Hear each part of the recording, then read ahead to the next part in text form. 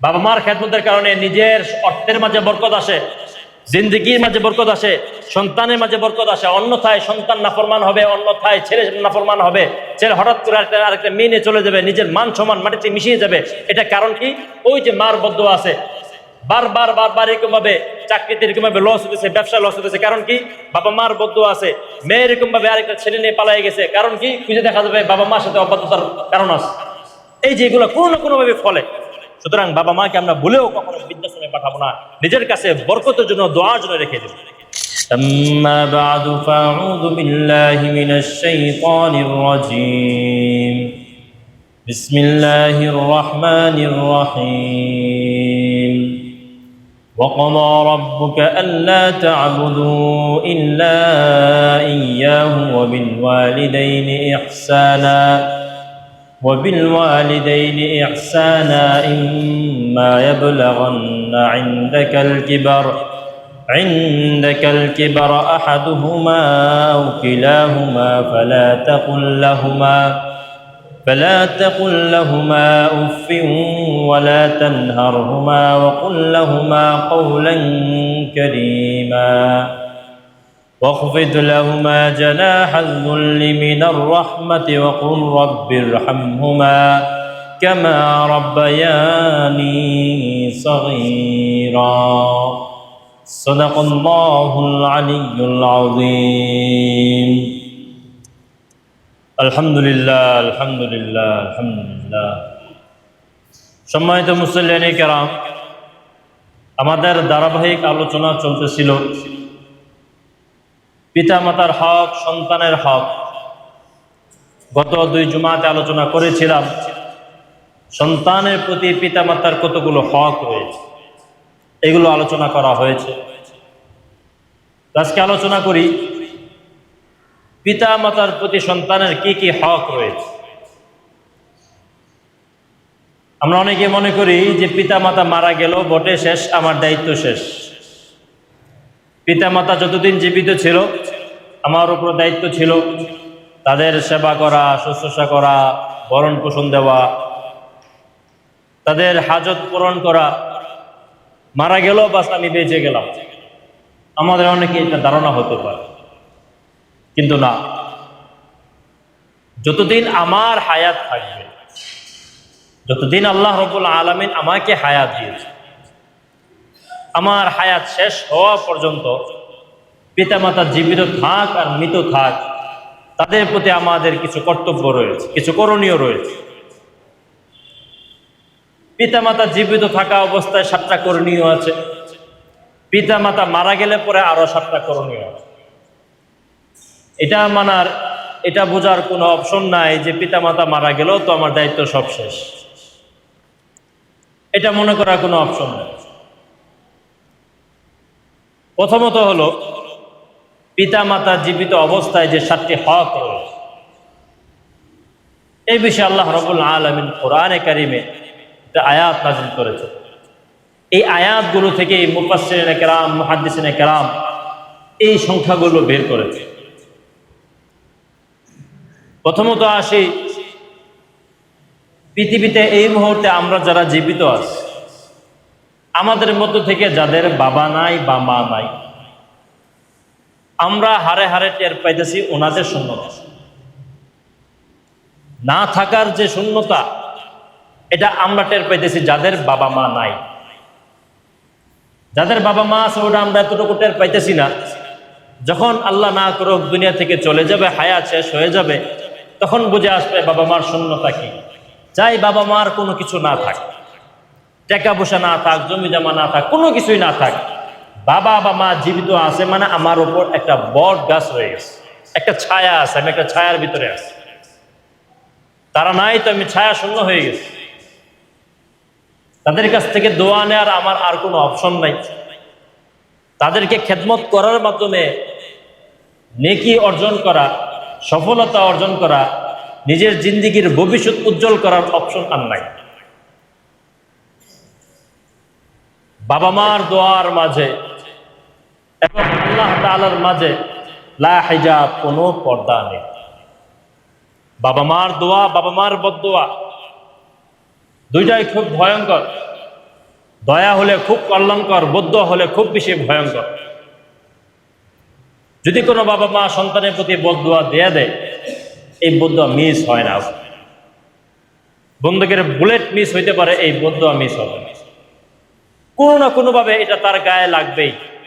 ওদের ভবিষ্যতে হোক, সম্পদের মাধ্যমে হোক, সন্তানের মাধ্যমে হোক, স্ত্রীর মাধ্যমে হোক, কোনো না কোনো ভাবে এটা তার উপর এফেক্ট করবে, এটা করবে। আল্লাহ রাব্বুল আলামিন আয়াতে এটা বলেন, ওয়াকাদা রাব্বুকা আল্লা তা'বুদু ইল্লা ইয়্যাহ। আল্লাহ রাব্বুল আলামিন, রব্বুকা তোমাদের প্রতিপালক তোমাদেরকে আদেশ দিয়েছে, আল্লা তা'বুদু ইল্লা ইয়্যাহ, প্রথমত হলো তোমরা তারই ইবাদত করবে। আল্লাহ রাব্বুল আলামিনের ইবাদত করবে, ওনার বিকল্প ইবাদত করার কোনো অপশন নেই। দ্বিতীয় অবস্থাতেই আল্লাহ রাব্বুল আলামিন কি বলেন, ওয়াবিল ওয়ালিদাইনি ইহসানা, পিতা মাতার প্রতি সত্য ব্যবহার করো। আল্লাহ তাআলার হুকুমের পরে, আল্লাহ তাআলার প্রতি ইবাদতের পরের হুকুমটাই আল্লাহ রাব্বুল আলামিন কি দিয়েছেন, যে তোমরা পিতা মাতার প্রতি সত্য ব্যবহার করো। ওয়াবিল ওয়ালিদাইনি ইহসানা ইম্মা ইয়াবলাগান্না ইনদাকাল কিবার আহাদুহুমা আও কিলাহুমা ফালা তাকুল লাহুমা উফ। যখন এই দুজন বা দুজনের মধ্য থেকে যে কোনো একজন বার্ধক্যের বয়সে পৌঁছে যাবে, বৃদ্ধ বয়সে পৌঁছে যাবে, তাদের সাথে এমন কোনো আচরণ করবে না, এমন কোনো কথা বলবে না, এমন কোনো বিহেভ করবে না যে তারা অপর দিক থেকে উফ শব্দটা বলে ওঠে, কষ্টে তাদের ভিতর থেকে কোনো একটা শব্দ চলে আসে, এমনটা করো না। এটা প্রত্যেকটা সন্তানের জিন্দেগির জন্য বড় একটা ভয়ঙ্কর, বাবা মার মুখ থেকে উফ শব্দ বের হয়ে আসে, ভবিষ্যতের জন্য খুব বেশি ভয়ঙ্কর। বাবা মা যখন জোয়ান থাকে, আমরা যখন ছোট থাকি, তখন তো বাবা মার কথা মানতে আমরা বাধ্য। বাবা মা টাকা পয়সা দেয়, বরণ পোষণ বাবা মা দেয়, এখন যা বলবে তাই আমাকে মানতে হবে, আমরা বাধ্য। কিন্তু যখন আমরা বড় হয়ে যাই, মোটামুটি প্রতিষ্ঠিত হই, বাবা মা বয়সে বার্ধক্য হইতে থাকে, মাজুর হইতে থাকে,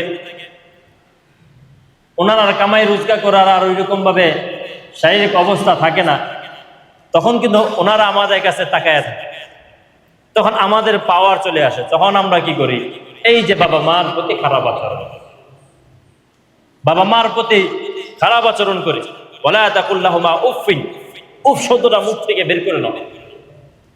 রাসূলুল্লাহ সাল্লাল্লাহু আলাইহি ওয়াসাল্লাম বলেন, হযরত জুরাইজ একজন আবেদ ছিলেন, অনেক বড় একজন আবেদ ছিলেন। রাসূল সাল্লাল্লাহু আলাইহি ওয়াসাল্লাম বলতেছে যে সে ইবাদত করার জন্য জঙ্গলে একটা ইবাদত খানা বানাইছে, খানকা বানাইছে, জঙ্গলে, গভীর জঙ্গলে, যেখানে মানুষের কোনো কোলাহল নেই।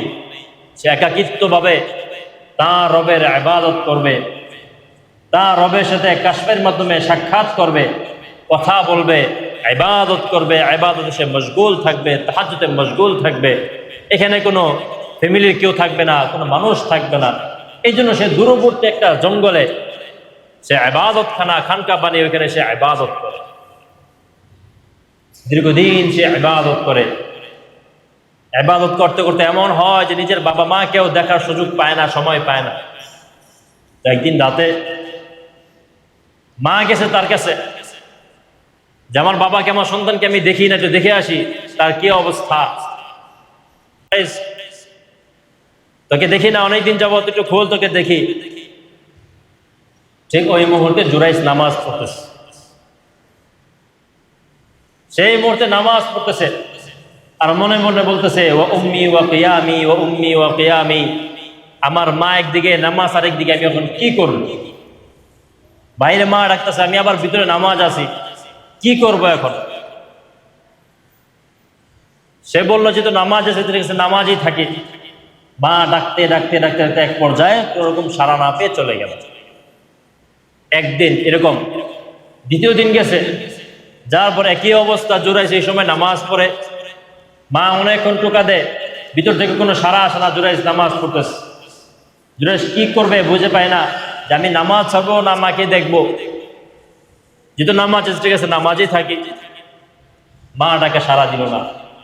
তৃতীয় দিন একই অপশন, তৃতীয় দিন মা রাগ করে, যখন ভিতর থেকে কোনো সাড়া আসতেছে না, জুরাইজও নামাজ পড়তেছে, মা রাগ করে এইবার একটা কথা বলেই ফেললেন যে জুরাইজ, তুই তোর মার চেহারা দেখলি না, তুই তোর বেশ্যার চেহারা দেখলি, তুই বেশ্যা মহিলার চেহারা দেখলি, তুই তোর মার চেহারা দেখলি না। রাগ করে উনি কথা বলে ফেললেন। কয়েকদিন যাওয়ার পর একটা জারদ সন্তান জন্ম নিল এলাকায়। জারদ সন্তান এলাকায় জারদ সন্তান জন্ম নিছে। যখন ওই মহিলা ধরা খাইল, মহিলাকে সবাই জিজ্ঞেস করলে সন্তান কার? মহিলা বলে সন্তান তো জুরাইজ। সন্তান জুরাইজ। মহিলা বলল সন্তান জুরাইজের। মানুষ চতুর্দিক দিয়ে বিশ্বাস করলো, কারণ জুরাইজ তো এখানে একা থাকে। বলা বলি করতে লাগলো, জুরাইজ তো এখানে ইবাদতখানা বানাইছে না, এখানে অন্য কিছু করার একটা রুম বানাইছে। এরকম ভাবে অনেক খারাপ কথা বলতে লাগলো। এক পর্যায়ে তারা বিভিন্ন জায়গা থেকে ইট পাটকেল নিয়ে জুরাইজের ঘরে নিক্ষেপ করতে লাগলো। করতে করতে জুরাইজের ঘর এরকম ভাবে ছত্র বিচ্ছিন্ন করে ফেলছে। এরকম ভাবে তার উপর অনেক আঘাত হানছে, তার শরীরে অনেক আঘাত আসছে। জুরাইজ কথা বলতেছে, এর আগে মানুষ জুরাইজকে এত বড় অলি মানত, আল্লাহ অলি মানত, আবেদ মানত। ঘরে কোনো কিছু আসলে প্রথম খাবারটা তার কাছে দেয়া যেত, বরকতান। কোনো ঘর উদ্বোধন হইলে তার মাধ্যমে দোয়া করাইতো। এলাকার মাঝে সে একজন আবেদ, একজন অলি, একজন বুজুর্গ। তো তার ব্যাপারে এমন কথা চলে আসছে। ওই ভেবে চাইনি মহিলা সেই কথা বলে ফেললো। বলার পর যখন জুরাইজের অবস্থা খুবই নাজুক, এক পর্যায়ে জুরাইজ ওই সন্তানের কাছে যায়, ছোট সন্তান, যে যারও সন্তান জন্মগ্রহণ করছে, মাত্র কয়েকদিন বয়স, তার জবান এরকম ভাবে খুলেই নাই, মাও ডাকতে পারে না। তখন জুরাইজ সন্তানকে দেখে বলতেছে যে তুমি একটু দয়া করে, মানুষ যে আমাকে এরকম ভাবে দোষারোপ করতেছে, দোষারোপ থেকে আমাকে একটু রক্ষা করো। তুমি বলে দাও যে তোমার বাবাকে। ছোট সন্তানকে জুরাইজ বলতেছে, তুমি বলে দাও তোমার বাবাকে, মানুষ যে আমাকে এরকম ভাবে দোষারোপ করতেছে। তখন ওই ছোট বাচ্চা, শিশু বাচ্চা, তার জবান খুলে গেছে। সে বলতেছে যে আমার বাবা অমুক রাখাল জুরাইজ, আমার বাবা আমার বাবা অমুক রাখাল, তার সাথে আমার মা জিনা করেছে, কিন্তু জুরাইজের কোনো দোষ নেই, জুরাইজকে সে মিথ্যা অপবাদ দিয়েছে। এটা শোনার পর এলাকার মানুষ তার কাছে মাফ চাইতে লাগলো। সবাই মাফ চাইতে লাগলো, আমরা আপনাকে চিনি নাই, আপনি আমাদের মাঝে একজন বুজুর্গ, আমরা জেনেও আপনার সাথে এরকম খারাপ আচরণ করেছি, কোনো যাচাই বাছাই না করে এরকম ভাবে আপনার সাথে আচরণটা করেছি, আপনি আপনাদেরকে মাফ করবেন।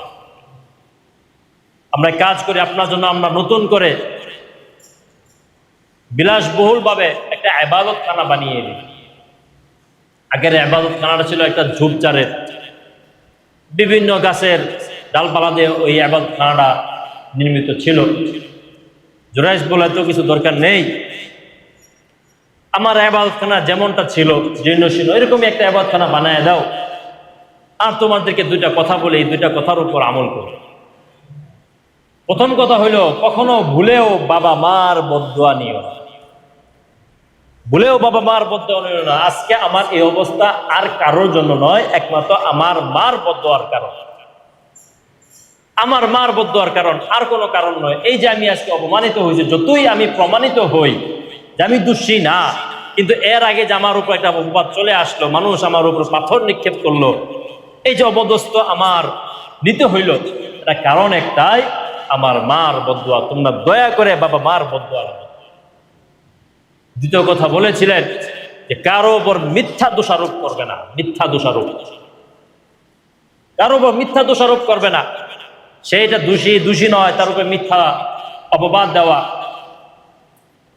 কোন শত্রুতাবশত, রাজনৈতিক শত্রুতাবশত এরকম ভাবে মিথ্যা মামলা দেওয়া, ওই বেটা অমুক এলাকা গেছেই না, অমুক এলাকা জ্বালা পোড়াও তার দ্বারা হয়েছে, জ্বালা পোড়ার মামলা দিয়ে দিচ্ছে, এই বেটা এলাকা চিনিই না, জীবনে গেছেই না। এরকম তো আমাদের সমাজে অহরহ মামলা একটা আসেই যায়। অমুকে ছিল, মনে হয় ছিল, বানা জানি না। গায়বী মামলা, মিথ্যা অপবাদ না দেওয়া। এই যে জুরাইজের এই কথাটা, এরপর রাসূল সাল্লাল্লাহু আলাইহি ওয়াসাল্লাম হাদিসে এক পাকে বলেন, যদি জুরাইজ আবেদ হওয়ার পাশাপাশি ফাকিহ হতো, আলেম হতো, তাহলে আজকে জুরাইজের এই অবস্থা হতো না। আজকে জুরাইজ যদি আবেদের সাথে সাথে ফাকিহ হতো, আলেম হতো, তাহলে আজকে জুরাইজের এই অবস্থা হতো না। এজন্য আল্লাহ রাসূল সাল্লাল্লাহু আলাইহি ওয়াসাল্লাম বলেন, ফাকিহুন ওয়াহিদুন আবিদুন ওয়াহিদুন আশাদ্দু আলা শাইতানি মিন আলফি আবিদ। ফাকিহুন ওয়াহিদুন আশাদ্দু আলা শাইতানি মিন আলফি আবিদ। 1000 আবেদকে ধোঁকা দিতে শয়তানের যত না কষ্ট হয়, এর চেয়ে বেশি কষ্ট হয় একটা ফকিহ, একটা আলেমকে ধোঁকা দিতে। 1000 আবেদের বিপরীতে একজন ফকিহ, একজন আলেম। কারণ সে যদি আবেদ আলেম হইতো, তাহলে সে জানতো এই মুহূর্তে নামাজরত অবস্থায় যে মা আমাকে ডাকতেছে, এই মুহূর্তে কোনটা প্রাধান্য, নামাজ প্রাধান্য না মা প্রাধান্য, এটা সে জানতো। আর জানলে তার এই অবস্থা আজকে হতো। এই জন্য আমরা মনে চাইলেই কোনো একটা আলেমের বিরুদ্ধে লাগবো না, দোষারোপ করবো না। কোনো আলেমের একটা ভুল থাকলে তাকে ভুল ধরার জন্য বড় আরেকজন আলেম উস্তাদ আছে, আমরা সাধারণ মানুষ হয়ে আলেমের বিরুদ্ধে যাব না। আল উলামা ওয়ারাসাতুল আম্বিয়া, আলেম তো হলো নবীর ওয়ারিস, ভুলভাল থাকবেই মানুষ। আমি সাধারণ মানুষের পক্ষে এটা সমীচীন নয় তার ভুল ধরা, কারণ আমি তার আশপাশেও যাইতে পারি নাই, না নামাজের মাধ্যমে, না হাদিসের মাধ্যমে, না কোরআন তেলাওয়াতের মাধ্যমে, কোনো মাধ্যমেই আমি তার আশপাশেও যাইতে পারি নাই। আমার জিন্দিগিতে এত হাদিস নাই যে তার দ্বারা আমি পাল্লা দিব। আমার জিন্দিগিতে অতটুকু ইবাদত নাই, অতটুকু কোরআন খতম নাই, অতটুকু কোরআন শুদ্ধ তেলাওয়াত নাই যে আমি তার সাথে পাল্লা দিব। আমার জিন্দিগিতে এত তাহাজ্জুদ নাই, আমার জিন্দিগিতে এত পাঁচ ওয়াক্ত নামাজ নাই। একটা আবেদ, একটা আলেম যখন হয়, সে ছোট থেকেই নাবালেগ অবস্থায় নামাজ পড়তে পড়তে পড়তে পড়তে, কোরআন তেলাওয়াত করতে করতে, হাদিস পড়তে পড়তে পড়তে সে বড় হয়েছে। তার সাথে যদি আমি পাল্লা দিতে চাই, এটা আমার জন্য একটা বোকামি হবে। আমি তার যা ভুল আছে বলেছে বাস তার জায়গায় রেখে দিই, তার ভুল ধরার জন্য অন্য কেউ আলেম আছে, আমি ভুল ধরতে পারি। এটা আমাদের সাবধান থাকা দরকার। তো যেটা বলতেছিলাম যে পিতা মাতার অবাধ্য না হওয়া, আর একটা ঘটনা বলি, পাশাপাশি ঘটনা। এই ঘটনা খুব প্রসিদ্ধ যে একজন ছেলে তার মার অনেক সেবা শুশ্রূষা করে, অনেক সেবা খেদমত করে। যখন এরকম ভাবে মা অসুস্থ হয়, 1 বছর চলে যায়, 1 বছর 11 মাস 12 মাসে ইবাদত তার মার সেবা করে, খেদমত করে। এক পর্যায়ে তার ভিতরে বড় একটা ভালো কাজের নিয়ত আসে, কি সে হজ করবে, সে হজে যাবে। আমরা মুসলমান, আমাদের মনের ভিতরে, প্রত্যেকেরই মনের ভিতরে এই আকাঙ্ক্ষা অবশ্যই থাকে, আল্লাহ তৌফিক দিলে একদিন একদিন অবশ্যই হজে যাব, আল্লাহ তাআলার ঘর সত্যকে দেখবো। সে আশা তার ভিতরেও আছে, তার ভিতরেও আশা জাগলো যে আমি হজ করব। প্রথম বছর মাকে যায় বললো, মা আল্লাহ হায়াত দিলে আপনার আমি আরো অনেক খেদমত করতে পারবো, আপনি আমাকে একটু সুযোগ দেন, আমার মনটা আর মানতেছে না, আমি একটু হজ করতে চাই। কারণ একবারে শর্ট, আল্লাহ তাআলার ওলি হওয়া সবচেয়ে শর্ট কোর্স, আল্লাহ তাআলার আবেদ হওয়ার, গ্রহণযোগ্য মাকবুল হওয়ার সবচেয়ে শর্ট কোর্স হইল এই হজ। মাত্র এই 4-5 দিনের হজের সকল কাজের মাধ্যমে একটা ব্যক্তি মাসুম হয়ে আল্লাহ তাআলার সর্বোচ্চ পর্যায়ের একজন মাকবুল বান্দা হতে পারে। 4-5 দিনের ইবাদতের মাধ্যমে, হজের বিধানের মাধ্যমে রাসূল কি বলেছেন, যেন সে ভূমিষ্ঠ সন্তানের মতো নিষ্পাপ হয়ে গেল। সুবহানাল্লাহ। তার ভিতরে এই আগ্রহ জাগলে তার মাকে বলে, মা বলে যে বাবা আমি তো অসুস্থ, তুমি আমাকে এভাবে ফেলে যাবা, আমার সেবা শুশ্রূষা কে করবে? সন্তান মানল। 1 বছর যায়, 2য় বছর একই প্রশ্ন করে, একই জিনিস জানতে চায় যে মা আমি এই বছর যাই, গত বছর যাই নাই। 2য়, 3য়, 4র্থ বছর চলে যায়, 5ম বছর চলে যায়। এক পর্যায়ে 7ম বছর যখন আসে, একই সময় এই হজের সময় সে তার মার কাছে বারবার অনুমতি চায়, মা একটু অনুমতি দেন, আমি হজটা করেই চলে আসবো, আল্লাহ হায়াত দিলে আমি আপনার আজীবন, আপনার যতদিন হায়াত থাকে, আপনার হায়াত থাকে, আমি আপনার খেদমত করতে পারবো। মা বললো, দেখ বাবা, 7 বছরের তুলনায় এখন আমি আরো বেশি মাজুর হয়ে গেছি, আরো বেশি অসুস্থ হয়ে গেছি, রাসূলের হাদিস তো এটা আছে, যে ব্যক্তি সন্তুষ্ট অবস্থায় হাসিমুখী অবস্থায় হাসি মুখ নিয়ে মার দিকে নেক নজরে তাকাবে, আল্লাহ রাব্বুল আলামিন তাকে কবুল হজের সওয়াব দান করবে। সুবহানাল্লাহ। তুমি আমার খেদমত করতে থাকো। এক পর্যায়ে সন্তান, তার ভিতরে অনেক আকাঙ্ক্ষা যে বাইতুল্লাহ যাবে, সেইটা ভিতর থেকে কোনো রকম ভাবে নামাইতেই পারতেছে না। এক পর্যায়ে সে বাধ্য হয়ে মার কথা একটু ওভারটেক করেই সে আল্লাহ রাস্তায় বের হয়ে গেল। হজ করার জন্য সে মুসাফির হয়ে বের হয়ে গেল। আগে তো এরকম পাসপোর্ট বিষয়গুলো কিছুই ছিল না, কাঁটাতারে বেড়াও ছিল না, কাঁটাতারে ওই পার থেকে এই পারের মানুষ মারার অপশনও ছিল না, এই পারের মানুষ ওই পারের মানুষ মারার অপশনও ছিল না, মন চাইলেই বাদ খুলে দেওয়ারও অপশন ছিল না। তো এরকম ভাবে মুসাফির হাজি সেই রকম ভাবে বের হয়ে গেল। যখন রাত হয়ে যায়, আগে তো এরকম ভাবে হোটেলও ছিল না, গেস্ট হাউসও ছিল না। মুসাফিরা থাকতো কোথায়? যে সমস্ত এলাকায় যারা জমিদার ছিল, ধনী মানুষ ছিল, ওদের বাড়িতে একটা কাচারি ঘর ছিল, মুরব্বীরা জানে, কাচারি ঘর ছিল বা কেবিন নাম। এখানে আশপাশে যে মুসাফিররা আসতো বা কোনো মেহমান আসলে ওই ঘরে রাখা হইতো, ওই ঘরে থাকতো। তো এই হাজি মুসাফির সেরকম ভাবে আশপাশে খুঁজতেছে, কোথাও কোনো বাড়িতে কাচারি ঘর নাই, কোনো বাড়িতে কাচারি ঘর নাই। এক পর্যায়ে বাধ্য হয়ে একটা মসজিদের ছাদ একরকম খোলাই, তো এই মসজিদে সে আশ্রয় নিল। আশ্রয় নেওয়ার পর সেখানে বিছনা বিছিয়ে তার আসবাবপত্র একটা জায়গায় রেখে সে শুয়ে পড়ল। ওই রাত্রে একটা চোর আরেকজনের বাড়িতে চুরি করতে গেছে। এক ব্যক্তি বাড়িতে চুরি করতে গেছে, আর চোর ধরা খায়া যায়। যখন ধরা খায়া যায়, মানে বুঝতে পারে বাড়ির মালিক যে আমার বাড়িতে চোর ঢুকছে, তখন সে রাতে জোরে জোরে চিল্লানো এরকম ভাবে শুরু করে, যে চোর চোর করে চিল্লানো শুরু করে। আশপাশের মানুষগুলো এরকম ভাবে ঘর থেকে বের হয়ে যায়। তো চোর দেখলো যে পালানোর জায়গা নাই কোনো রকম, সেরকম ভাবে মসজিদ বরাবর এসে, যেহেতু আগের মসজিদে কেমন ভাবে তালাও ছিল না, তালা লাগানো অপশন ছিল না, দরজাগুলো দুর্বল ছিল, কোন রকম মসজিদের ভিতরে ঢুকে ওই যে চোরের যে আসবাবপত্র ছিল ওই যে মুসাফির যে ঘুমানো আজি মুসাফির, তার পাশে রেখে সে ওয়াল থেকে চলে যায়। তো মানুষ চতুর্দিক দিকে আসে, দেখছে চোর ঢুকছে মসজিদের ভিতরে আসার পর দেখে যে এরকম ভাবে চোর ঘুমায় আছে। সেটা শুধু চোর না, শুধু মুসাফির, হাজি মুসাফির, চোর তো চলে গেছে। সবাই ভাবলো, সে ভাব ধরছে এই যে পাশেই তো চোরিকৃত বস্তু, সবাই তাকে ধরছে। সে তো কিছুই বুঝতেছে না কি হয়েছে না হয়েছে, সবাই তাকে ধরছে। তাকে মার দিতে চাইলে অন্যরা বললো যে না, এই বিচার এখন করা যাবে না, সকাল আমরা এই বিচার করব, হাকিমের কাছে নিয়ে যাব, হাকিম যেটা বলে সে বিচার হবে। সকাল হয়, হাকিমের কাছে নিয়ে যাওয়া হয়। হাকিমের কাছে নিয়ে গেলে সে এই যে কথা বলতে চায় যে আমার কথাটা একটু শুনো, আমি চোর না, কেউ শুনতে রাজি না, হাকিমও শুনতে রাজি না। এক পর্যায়ে হাকিমের যখন ফয়সালা হলো, এলাকা মানুষ বললো তার বিচার হবে দুইটা। একটা হলো চুরি করানোর জন্য তার হাত তো কাটা হবে, সেটা ভিন্ন কথা, কিন্তু সে চুরি করে যে মসজিদে আশ্রয় নিছে তার জন্য আরেকটা তার শাস্তি হওয়া দরকার। কি শাস্তি হবে?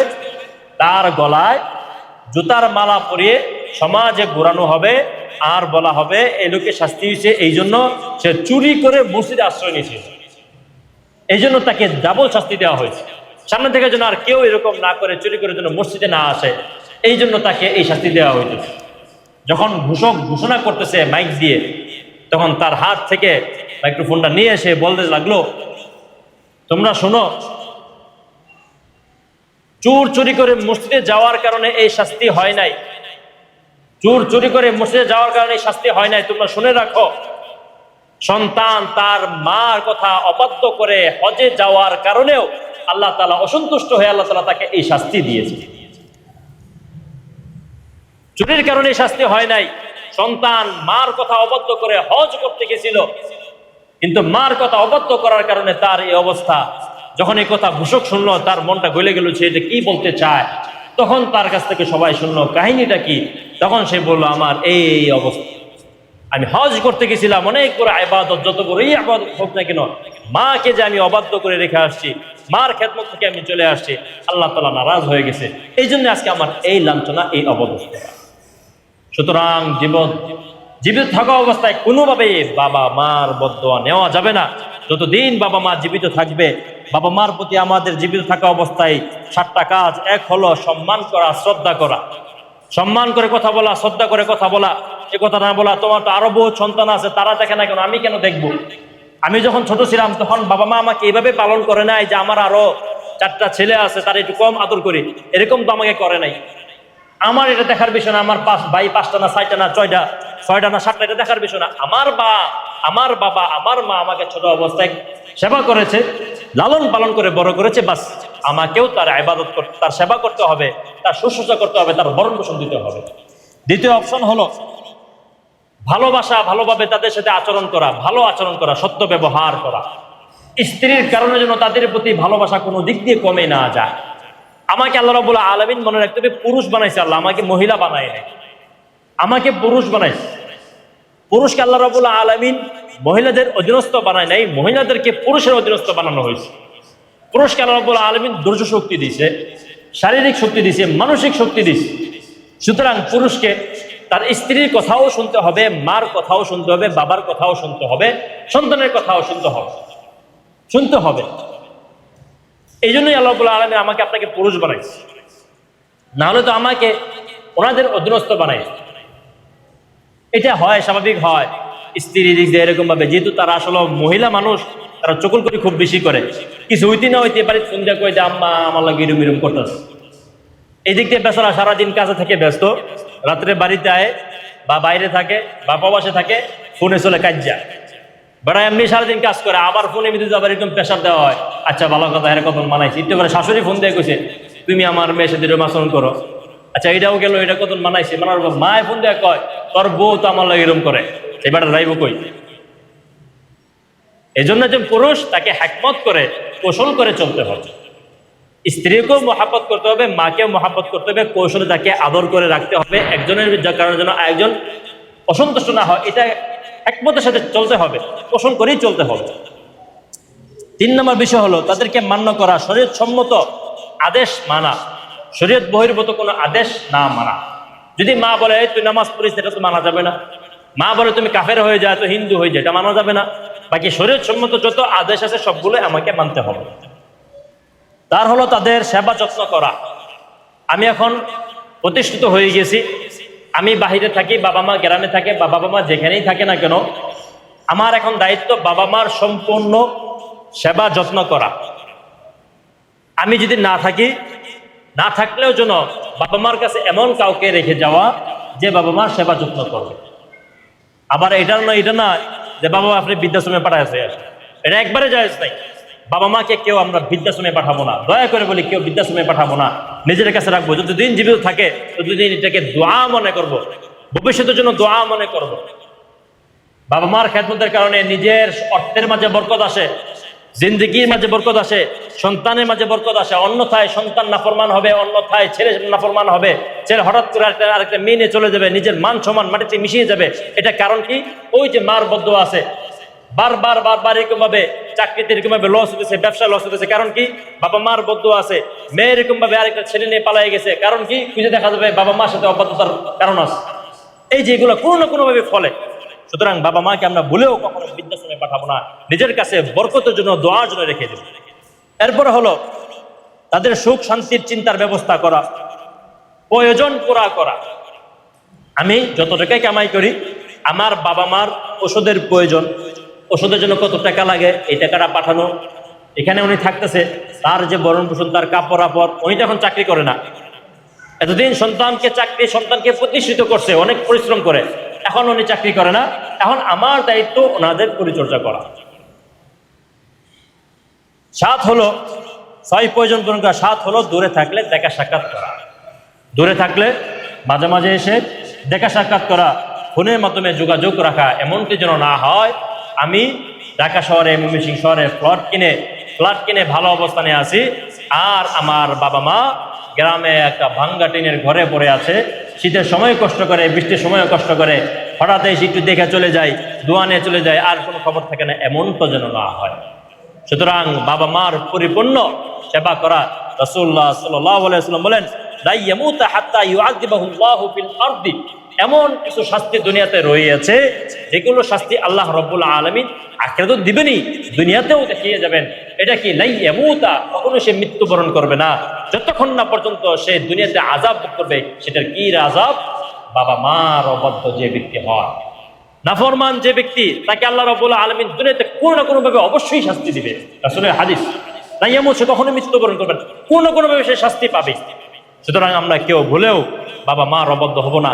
রাসূল সাল্লাল্লাহু আলাইহি ওয়াসাল্লামের আরো হাদিস আছে, কিয়ামতের বড় আলামত হলো একটা, সেটা কি? যেরকম ভাবে পুরুষ তার স্ত্রীর গোলামি করবে, পুরুষ তার স্ত্রীর গোলামি করবে। দ্বিতীয় হলো আক্কা উম্মাতাহু, যে সেই রকম ভাবে তার মা নাফরমানি করবে। ও আদনা সাদিকাহু, সে তার বন্ধুর কাছে যাবে। ও আকফা আবাহু, বাবা মাকে দূরে সরিয়ে ফেলবে। এটা কিয়ামতের বড় আলামত, এটা এখন আমাদের সমাজে হইতেছে। তো যে কথাগুলো বললাম, আল্লাহ রাব্বুল আলামিন আমাদের সকলকে বাবা মার পরিপূর্ণভাবে হক আদায় করার, ওনাদের কাছ থেকে দোয়া নেওয়ার, বদদোয়া না নেওয়ার, ওনাদের যত দিন জীবিত থাকে ওনাদের তত দিন পর্যন্ত ওনাদের খেদমত করার, দোয়া নেওয়ার তৌফিক দান করুন। সকলে বলি আমিন আমিন। ওয়া আখির দাওয়ানা